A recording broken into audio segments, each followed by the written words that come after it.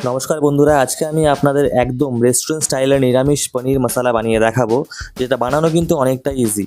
তো প্রথমেই নিয়ে নেব মিক্সি জার, আর লাগবে সামান্য আদা, একটা টমেটো, দুটো কাঁচা লঙ্কা, একটা কাজু আর একটুখানি পোস্ত দিয়ে পেস্ট বানিয়ে রাখবো। তারপর আমি নিয়েছি 180 গ্রাম মতো পনির, যেটাকে এরকম কিউব করে কেটে রাখবেন।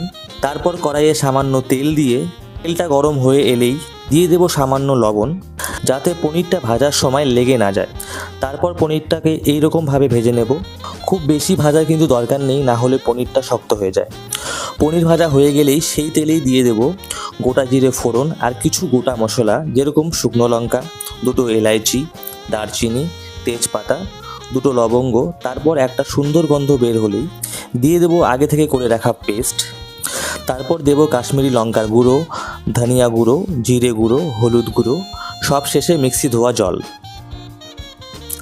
তারপর এরকম দেখতে হলেই অ্যাড করবেন পরিমাণ মতো লবণ ও চিনি।